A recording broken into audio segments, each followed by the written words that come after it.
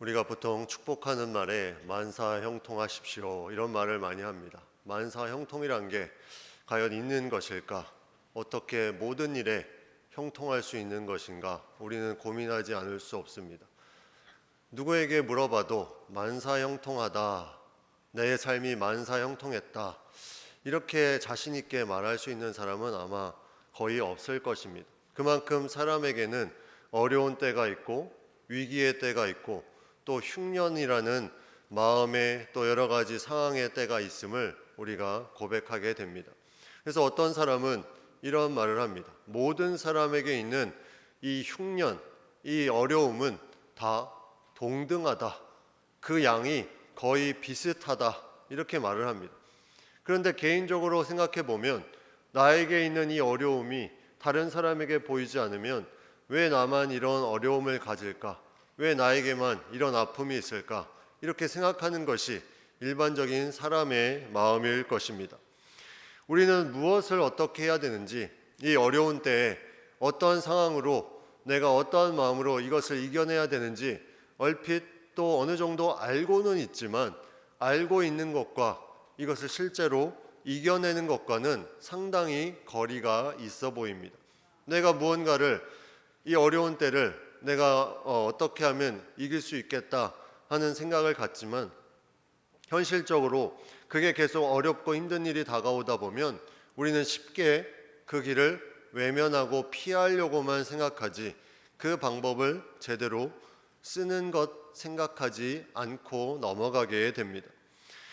오늘 본문에 나오는 이삭이라는 인물은 아주 성경에 중요한 인물이면서도 또 소외된 인물로 나옵니다. 왜냐하면 아브라함의 아들이라는 그런 중요한 인물이라고 우리가 알고 있고 또 아브라함의 하나님, 이삭의 하나님, 야곱의 하나님이라는 그 이스라엘 백성들이 하나님을 칭할 때 중요한 한 인물로 그렇게 칭해졌던 인물입니다. 그런데 반면에 이 이삭은 성경에 그렇게 많은 내용이 나와 있지 않습니다. 아브라함과 그의 아들, 아버지 아브라함과 그 이삭의 아들 야곱에 비하면 너무나 작은 분량만 성경에 등장합니다. 주로 창세기에 24장부터 28장까지 많이 등장하는데 그 중에서도 나머지 장에는 가끔씩 나오지만 이 26장과 27장에 그렇게 집중되어서 나오는 것을 볼 때 이삭이라는 인물은 그렇게 큰 비중을 차지하고 있는 것 같지 않습니다. 게다가 이 26장, 오늘 읽은 26장은 이삭의 어떤 좋은 점을 계속해서 나타낸 부분이 아니라 이삭이 어렵고 힘든 때, 이삭이 정말 아파하고 힘들어했던 그런 흉년과 계속되는 위기가 다가왔을 때 이 이삭이 어떻게 여기에 살아가고 어떠한 은혜가 있었을까, 이런 부분들을 우리에게 들려줍니다. 오늘 26장의 이 말씀을 보면 이삭의 입장에서 무엇을 어떻게 해나갔다기보다도 하나님께서 그 흉년의 때에, 위기의 때에 이삭이라는 한 인물을 계속해서 지켜주시고 보호하시고 인도하시고 세워주시는 부분들을 우리가 이 말씀을 통해서 깊이 볼 수가 있습니다. 이 이삭이라는 인물은 상당히 어렵게 태어난 인물이죠. 왜냐하면 아브라함이 100세에 또 그의 어머니 사라가 90세에 태어난 인물입니다.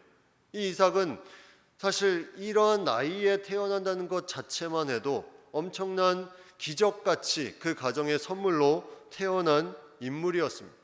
그런데 그 과정을 보면 그렇게 기적처럼 순탄하지는 않습니다. 왜냐하면 하나님이 아브라함에게 너에게 아들이 있을 것이다, 내 몸에서 아들을 낳을 것이다, 이런 말을 했을 때 아브라함이 웃었다. 성경은 이렇게 기록되어 있습니다. 사라도 마찬가지입니다. 그의 어머니 사라도 그 여호와의 사자를 통해서 내 몸에서 아들을 낳을 것이다, 아들을 갖게 될 것이다, 이 말을 들었을 때 사라도 역시 웃었다고 성경은 기록하고 있습니다. 이 웃음은 무슨 웃음입니까? 이 웃음은 너무나 어이없어서 하는 웃음입니다. 이건 말도 안 된다.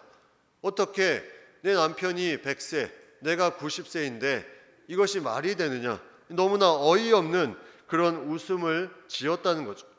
그런데 창세기 21장에 이 이삭이 이제 태어나면서부터 그 웃음이 어떻게 다른 웃음으로 바뀌냐면 하나님이 나를 웃게 하시니 듣는 자가 다 나와 함께 웃으리로다.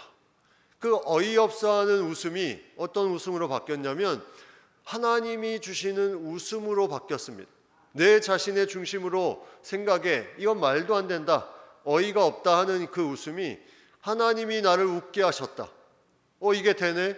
이게 진짜 하나님의 은혜네. 이렇게 고백하면서 웃게 하셨는데 그 웃음을 통해서 듣는 자가 다 나와 함께 웃게 될 것이다. 이게 진정한 기쁨의 웃음을 짓게 되는 것을 이 이삭을 통해서 우리에게 보여주고 있습니다.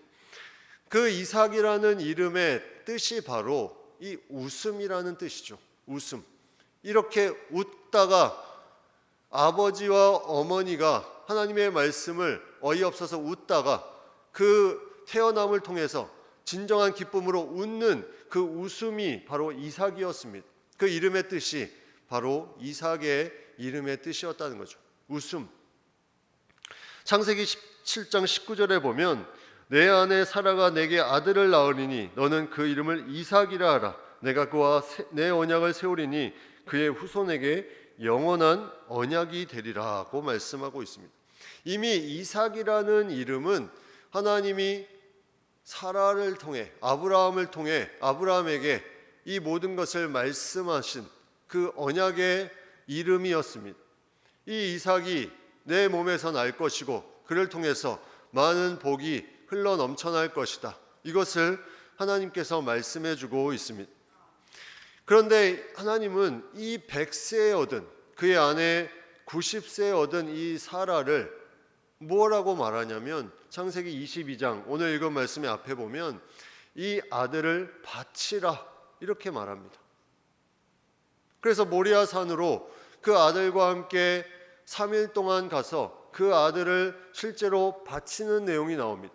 칼을 들고 섰을 때 하나님이 아브라함아 아브라함아 하면서 그 뒤에 숲을 뒤에 있는 순양을 대신 바치게 하는 그런 일이 그 사건이 나옵니다.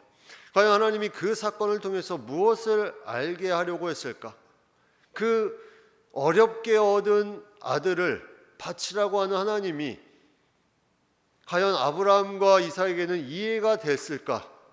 그럼에도 아브라함이 그 걸음을 가면서 그 아들을 바치려고 했던 이 가정 가운데 하나님이 그 가정에 주고자 하는 그런 부분들은 무엇이었을까? 이제 이 흐름을 계속해서 가다 보면 그러한 하나님께서 주시는 그런 시간들을 통해서 그 아브라함과 이삭의 믿음이 계속해서 굳건하게 세워지는 부분들을 우리가 조금씩 느낄 수 있습니다. 이제 그러한 시간들이 흘러서 아브라함이 죽게 되고 이삭이 이제 혼자 남고 그 가운데 흉년이 찾아옵니다. 아브라함의 때에 있었던 흉년이라고 성경은 말씀하고 있습니다. 흉년이 들자 이삭이 간 곳이 어디냐면 그랄이라는 지역이었습니다. 이 블레셋이 다스리고 있었던 지역인데 이 그랄이라는 지역에 갔는데 이 그랄이라는 지역은 이 곡물이 아주 풍성한 수확지로 그렇게 알려져 있습니다. 아브라함도 그 전에 생전에 그랄이라는 지역에 간 적이 있었고 이삭도 마찬가지로 흉년이 되니까 그 풍성한 곡물이 있는 곳에 내가 가야 되겠다. 그렇게 단순하게 생각하면서 그랄이라는 지역에 가게 됩니다. 이곳에 가면 무언가 해결될 것 같이 느꼈다는 거죠. 이삭은 다른 어떤 묻거나 기도했거나 말씀을 듣거나 하는 내용이 없이 그냥 바로 흉년이 들매 그랄 지역으로 갔다고 성경은 나타나고 있습니다. 그러면 이 그랄 지역이라는 곳이 과연 이삭이 머물고자 하는 최종 정착지였을까? 오늘 본문에 보면 그렇지 않습니다. 이삭은 어디까지 가려고 했냐면 애굽까지 가려고 했다고 성경은 나와 있습니다. 애굽으로 가려고 했다. 왜냐하면 2절 말씀에 하나님이 그 애굽으로 내려가지 말라고 내가 내게 지시하는 땅에 머물라고 하는 말씀을 보면 이삭은 이 그랄이 최종 목적지가 아니라 애굽까지 가고자 하는 마음이 있었다는 거죠. 이 그랄과 애굽이 어떤 지역입니까?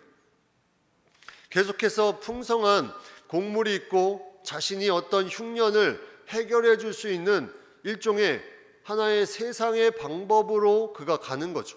이 그랄이라는 지역을 떠나서 애굽으로까지 간다는 것은 내가 흉년을 나의 생각과 내가 그 전에 나의 부모가 웃었던 그 어이없는 웃음처럼 내 생각을 중심으로 했을 때 판단하는 그 판단으로 본인이 애굽까지 가게 됩니다. 이 애굽이라는 땅은 이 소돔과 고모라 땅의 그 모습이 나왔을 때 이 롯이 소돔 땅을 보았을 때 애굽과 같았다, 그렇게 이제 나오는 것을 보면 이 애굽이 얼마나 좋은 땅이었는지를 우리가 생각해 볼 수 있습니다. 그만큼 겉보기에는 너무나 살기 좋은 그런 땅이 이 애굽이라는 거죠. 창세기 12장에 아브라함도 기근이 들었을 때 이 애굽으로 내려간 기록이 있습니다. 이삭은 이 이야기를 들었겠죠. 아버지 아브라함이 내가 힘들 때 애굽으로 내려갔다. 그렇기 때문에 이삭도 아무런 물음도 없이 흉년의 때에 그냥 쉽게 그랄 지역을 지나서 애굽으로 내려가려는 그런 생각이 있었다는 것입니다. 근데 이 애굽으로 행하던 이 이삭에게 하나님이 말씀합니다. 애굽으로 내려가지 말라. 내가 내게 지시한 그 땅에 너는 거주하라. 이렇게 말하고 있습니다. 하나님이 지시한 그 땅은 그랄 지역을 포함한 이 그랄이라는 지역에 머무는 것이 아니라 그랄 지역을 포함한 하나님이 그 전에 아브라함을 통해서 계속해서 약속해 주신 가나안 땅을 말하고 있습니다. 이제 너가 계속해서 피하려고 하지 말고 그 가나안 땅에 네가 거하면서 그곳에 머물면서 무언가를 거기서 이겨낼 수 있도록 하라. 이것을 하나님이 이삭에게 말씀하고 있습니다. 이삭은 그 말씀에 반응을 합니다. 이제 그 전에 많은 일들이 있었기 때문에 이제 그가 어느 정도 반응을 할 수 있었던 것 같아요. 이 반응을 통해서 그는 애굽으로 내려가지 않고 하나님의 말씀대로 그곳에 머물면서 살게 됩니다. 나의 생각으로 흉년의 때를 이겨내려고 계속해서 했지만 하나님께서 말씀하시면서 너는 애굽으로 내려가지 말고 네가 거하는 하나님이 복 주시겠다고 약속하신 그곳에 거하라고 하나님께서 강력하게 말씀하셨을 때 그 말을 듣고 거기에 거하게 된 것입니다.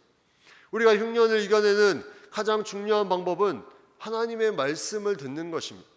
내가 가지고 있는 가치, 내가 가지고 있는 경험, 나의 생각을 가지고 그랄 지역으로 애굽으로 자꾸 환경을 피하려고 무언가 모면하려고 하는 것이 아니라 그때 하나님이 주시는 말씀을 듣는 것이 가장 중요한 흉년의 때, 위기의 때에 우리가 해야 될 일임을 우리가 생각해 보게 됩니다. 이 이삭은 그랄 지역에 거쳐서 애굽으로 가려고 했지만 하나님의 말씀을 듣고 그곳에 머뭅니다. 그러나 그 그랄 지역에서 아직도 세상의 방법으로 해결하려고 했던 그런 마음들이 이삭에게는 있었습니다. 그래서 우리가 중간에 읽지는 않았지만 무슨 일이 있었냐면 이삭이 그의 아내 리브가를 이 그랄의 지역에 다스리는 아비멜렉 왕에게 누이라고, 자신의 아내를 누이라고 그렇게 말을 하게 됩니다. 그런 말을 통해서 위기를 당할 수밖에 없는 그런 상황이 오는데 하나님이 그 상황을 다시 알게 해주시고 이것을 다시 회복할 수 있도록 그렇게 만들어주시는 내용이 오늘 이 26장에 나오고 있습니다.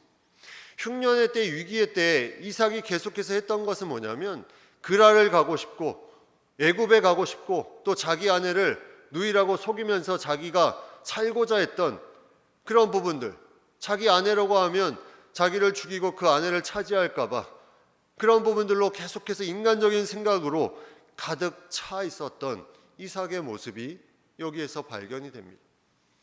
점점 더 어려운 시간들만 계속해서 다가옵니다. 그래서 진정한 흉년은 무엇일까? 우리에게 진정한 흉년은 무엇일까? 이건 겉에서 오는 것이 진정한 흉년이 아님을 우리가 생각해 보게 됩니다. 우리가 당하는 겉에서 오는 흉년이 만약 사람들마다 모든 것이 이 모양은 다르지만 크기가 비슷하다고 누군가 말한 것처럼 그것을 인정해 준다면 우리가 겉에서 오는 것을 내가 그것이 흉년이다, 나만이 겪는 흉년이다 이렇게 말할 수 없다는 거죠. 그러면 무엇이 흉년이냐? 그 각 사람에게 오는 흉년을 내가 어떻게 해야 이것이 흉년이 되지 않는 것인가? 아모스 8장 11절에 이 말씀이 있습니다. 주 여호와의 말씀이니라. 보라, 날이 이를지라. 내가 기근을 땅에 보내리니 양식이 없어 주림이 아니며 물이 없어 가람이 아니요 여호와의 말씀을 듣지 못한 기갈이라. 이삭에게 어떤 기갈이 있었습니까? 그가 흉년이라는 기갈로 처음에 느껴졌지만 그에게 더 필요한 가장 중요한 것은 그것이 아니라 하나님의 말씀을 듣는 것이었어요. 이 말씀을 듣지 못하면 그것이 가장 큰 흉년이요 가장 큰 위기가 된다는 것을 말씀을 통해서 우리에게 말씀해 주고 있습니다. 이런 속담이 있다고 합니다. 호랑이는 썩은 고기를 먹지 않는다. 호랑이는 썩은 고기를 먹지 않는다. 이게 무슨 말입니까? 호랑이는 맹수입니다. 그가 썩은 고기를 먹지 않는다는 것은 맹수로서 밀림의 그런 어떤 왕으로서 무언가 자신의 위상을 그렇게 썩은 고기를 먹으면서 그것을 추락시키지 않겠다는 거죠. 이건 우리가 하나님의 백성으로서도 한번 생각해 볼 필요가 있습니다. 내가 하나님의 백성으로서 흉년의 위기의 때에 내가 이 썩은 고기를 탐하면서 그랄 지역으로 애굽으로 또 자기의 가족을 속이면서까지 이것을 모면하려고 하는 그런 부분들, 이것이 바로 하나님의 자녀로서 우리가 어쩌면 썩은 고기를 취하고자 하는, 생명이 없는 그것을 취하고자 하는 그런 부분임을 우리가 생각해 볼 수 있다는 거죠. 근데 하나님은 이 이삭에게 주고자 하는 이 흉년 안에 주시는 놀라운 뜻이 있었습니다. 그 뜻을 계속해서 알려주고자 했습니다. 애굽으로 내려가지 말라는 말씀을 통해서 그를 묶어두는 것, 그것으로 끝이 아니었습니다. 그 후에도 이렇게 아내를 누이라 속이는 이삭의 그 마음을 하나님은 계속 아셨습니다. 그래서 그에게 어떠한 복을 주셨냐면 농사를 짓는데 농사가 자그마치 100배의 결실을 얻었다고 성경은 말씀하고 있습니다. 하나님이 그에게 100배의 결실을 얻게 해주셨다는 거죠. 이것은 무슨 말입니까? 네가 하나님의 말씀을 들으면 그곳에 거주하면 이러한 놀라운 복이 있을 것이다. 이것을 우리에게 이삭에게 강하게 말하고 있는 것입니다. 근데 우리는 그것을 참지 못하고 기다리지 못하고 내가 계속해서 썩은 고기를, 그런 나의 가치와 나의 생각만을 계속 쫓아가니 이 놀라운 복을 얻지 못하고 그냥 그 상태로 계속 흉년의, 영적인 마음의 흉년의 상태에 우리가 머물게 된다는 거죠. 하나님은 약속을 지키시는 신실하신 하나님이십니다. 민수기 23장 19절에 하나님은 사람이 아니시니 거짓말을 하지 않으시고 인생이 아니시니 후회가 없으시도다. 어찌 그 말씀하신 바를 행하지 않으시며 하신 말씀을 실행하지 않으시냐. 아브라함에게 했던 이 놀라운 복의 말씀, 이것을 이삭에게도 동일하게 이루시는 분, 바로 하나님이십니다. 그것을 믿음으로 그 말씀을, 그 약속을 믿고 나아가야 되는데 그 말씀을 믿지 못했을 때 우리는 흉년에서 계속해서 더 어려운 상황 가운데 처할 수밖에 없다는 거죠. 오늘 말씀 5절에 이렇게 말씀합니다. 이는 아브라함이 내 말을 순종하고 내 명령과 내 계명과 내 율례와 내 법도를 지켰음이라 하시니라. 여기엔 또 다른 내용이 나옵니다. 아브라함이 이 말씀을 지켰기 때문에 너에게도 이 흉년의 때에 내 말을 지키면 복을 줄 것이다. 내가 흉년의 때 하나님의 말씀을 지켜 나아가는 이 약속을 얻어내는 이 부분이 나의 후손들에게, 그들에게도 동일하게 이 약속이 흘러가서 그들도 그 어려운 때에 그 하나님의 약속의 말씀을 가지고 살아갈 수 있도록 하나님께서 은혜를 베풀어 주신다는 거죠. 이건 놀라운 은혜입니다. 내가 흉년을 잘 이겨내면 나만 하나님의 복을 받는 것이 아니라 여기서 얻는 이 약속의 말씀을 통해서 우리 자녀들에게도 계속해서 흘러간다는 거죠.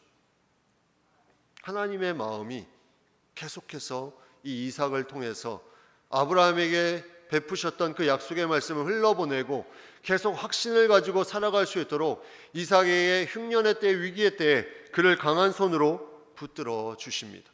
그러면 이제 100배의 결실도 얻었고 이제는 모든 것이 다 된 것처럼 평안하면, 성경이 그렇게 마무리하면 너무나 좋겠는데 오늘 성경의 뒷부분에 보면 또 다른 위기가 찾아옵니다. 그런데 그 위기를 맞는 이삭의 모습은 완전히 달라집니다. 그랄로 애굽으로 자기 아내를 누이로 속였던 그 모습은 온데간데 없고 그의 모습이 너무나 여유롭게 보여집니다. 한번 보십시오. 오늘 읽은 19절부터 보시면 그 앞에 어떤 내용이 있었냐면 이 그랄 지역 사람들의 시기가 나서 그 아브라함 시기에 팠던 그런 모든 우물들을 흙으로 다 그들이 메워버립니다. 우물이 없으니 또 흉년이 들 수밖에 없죠. 물이 없으니. 그래서 이삭이 어떻게 했냐면 그 우물을 막아놓는 것을 그냥 두고 그가 어디로 갔냐면 골짜기로 갔다고 성경은 말씀하고 있습니다. 이 골짜기라는 곳, 이곳이 어떤 곳입니까? 골짜기는 산과 산 사이에 움푹 들어간 곳이 골짜기입니다. 근데 이삭에게 주셨던 하나님의 지혜가 뭐냐면 그곳에서 그의 아버지 아브라함이 우물을 팠던 것이 떠오릅니다. 그 골짜기라는 지역은 어려운 환경이지만 그 우물이 있었음을 떠올리고 그가 그곳에서 우물을 다시 팝니다. 처음에 우물을 팠는데 또 그 지역의 사람들이 뭐라고 말하냐면 여기는 우리 땅이다. 나가라. 그리고 또 이동을 합니다. 또 우물을 팝니다. 여기는 또 우리의 땅이니 또 나가라. 아니 이 정도면 정말 싸우고 싶은 마음이 들고 그런 흉년의 때에 한번 붙고 싶은 그런 마음이 들 수 있는데 이삭은 완전히 다른 사람이 되었습니다. 그것이 그들이 그렇게 주장을 하는 것이 별로 중요하지 않았어요. 그래서 또 이동을 합니다. 그래서 마지막에 창세기 26장 22절 말씀에 이렇게 말씀합니다. 이삭이 거기서 옮겨 다른 우물을 팠더니 그들이 다투지 아니하였으므로 그 이름을 르호봇이라 하여 이르되 이제는 여호와께서 우리를 위하여 넓게 하셨으니 이 땅에서 우리가 번성하리로다 하였더라.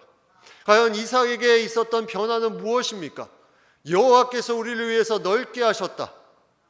그전에는 그랄로 애굽으로 자기 가족을 속이고 주변 사람들을 속였던 그 마음이 하나님이 계속 이삭을 그 흉년의 때 위기의 때에 붙들어 주시고 은혜를 베풀어 주시고 함께 하시니 그가 이 확신이 생긴 겁니다. 확신. 이제는 어려움이 와도 누가 나를 핍박해도 어려워도 이제 여기에 여유가 생긴 거예요. 그래 너 가져라. 하나님이 분명한 뜻이 있을 것이다. 그리고 이동해서 또 무언가를 열심히 합니다. 이것이 하나님의 놀라운 은혜였던 거예요. 이삭이 주신 은혜. 우리가 흉년의 때 위기의 때에 이 하나님의 말씀을 듣고 하나님이 주시는 그 함께 하시는 은혜 통해서 우리가 이 하나님을 향한 확신이 있다면 우리는 그 흉년이 모든 사람이 동일하다 이렇게 말할 수 없을 것입니다. 이 흉년의 때 나에게 주신 은혜가 너무나 넘쳤다. 이 흉년을 통해서 내가 하나님의 하나님 되심을 확신을 가지고 이제 흉년이 두렵지 않다. 이제 여기까지 가는 이삭의 이 믿음의 모습이 바로 하나님이 우리에게 흉년을 주고자 하는 그 하나님이 우리를 굳건하게 세워주시고자 하는 그런 의미라는 것을 우리가 생각해 보게 됩니다. 이 이삭의 이름의 뜻 웃음, 바로 기독교 신앙은 웃음으로 마무리됩니다. 이삭이 웃음으로 마무리된 것이 끝이 아니라 우리의 인생도 웃음으로 마무리되는 것이 참된 하나님을 믿는 신앙입니다. 그렇기 때문에 지금 어렵고 힘든 일이 왜 나만 이것이 아니라 이제 나에게 하나님을 더 확신할 수 있는 일을 주신다. 그래서 우리가 그랄로 애굽으로 가려고 하지 말고 거기에 하나님께 나아가는 것이 너무나 귀한 모습입니다. 그것을 통해서 어떠한 변화가 있냐면 오늘 뒤에 보시면 26장 28절에 보시면 그들이 이르되 이 블레셋의 이제 왕과 또 주변의 친구들을 데리고 와서 그들이 뭐라고 말하냐면 여호와께서 너와 함께 계심을 우리가 분명히 보았으므로 그들이 공격했던 우물을 빼앗았던 사람들인데 이제 분명히 보았으므로 우리의 사이 곧 우리와 너 사이에 맹세하여 너와 계약을 맺으리라. 너희가 그렇게 강력한 하나님의 전능하심 가운데 살아가는 것을 이제 우리가 분명히 보았다. 이제 우리가 계약을 맺자. 혹시 그들이 공격을 당할까 두려워해서 그 강력한 힘을 인정하면서 이렇게 말하고 있습니다. 이게 바로 흉년의 때에 하나님이 주시는 놀라운 역사입니다. 우리가 그 흉년을 잘 이겨내면 주변 사람들이 하나님을 알게 됩니다. 하나님을 깨닫게 됩니다. 그 안에 참된 변화가 일어납니다. 어제 피택되신 분들과 저 여수의 애양원 교회를 다녀왔습니다. 애양원 교회는 우리가 잘 아는 손양원 목사님이 심우하셨던 교회입니다. 순교당하기 전까지 그곳에서 심우하실 때 그의 두 아들을 1948년도에 총에 먼저 하늘나라로 보내고 그 총을 쏜 아들을 양아들로 삼아서 사랑의 원자탄이라고 불리우는 그런 목사님이 심우하셨던 곳, 또 기념관, 그리고 두 아들과 묻혀져 있는 그 삼부자묘를 방문하면서 그곳에서 이제 시간을 보내고 왔는데, 함께 기도하며 또 그 걸어가셨던 길을 묵상하며 왔는데, 그 가운데 그 차에서 우리 피택되신 분 중에 총무 집사님이 이 하나 프린트물을 정리해서 목사님에 대해서 이제 나눠준 내용에 한 찬양 가사에 은혜되는 내용이 있어서 이 시간 좀 나누기를 원합니다. 그 가사에 어떤 내용이 있었냐면, 천년을 하루같이 기다린 주님, 내 영혼 당하는 것 볼 수 없어서, 내 영혼 당하는 것 볼 수 없어서 기다리고 계신 내 주님, 오 주여 이 시간에 오시옵소서. 내 영혼 당하는 것 볼 수 없어서 기다리고 계신 주님, 이 시간도 무엇을 기다립니까? 바로 내가 말씀 가운데 하나님이 나와 함께 하시고 나를 굳건히 세워주시기를, 그리고 그것을 깨닫는 그 시간을 계속해서 기다리고 계신다는 거죠. 그 하나님을 고백하는 목사님의 이 아름다운 하나님께 영광 돌리는 가사의 내용을 보면서 많은 것들을 생각해 보게 됩니다. 우리가 흉년의 때, 위기의 때 하나님은 기다리십니다. 무엇을 기다립니까?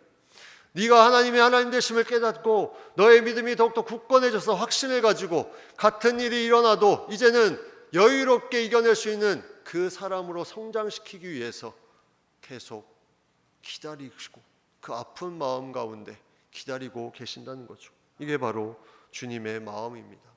우리가 이 마음을 생각하면서 하나님이 주신 놀라운 사랑을 고백하며 우리가 주님 앞에 영광 돌리는 귀한 삶을 살아갈 수 있기를 간절히 바랍니다. 이 찬양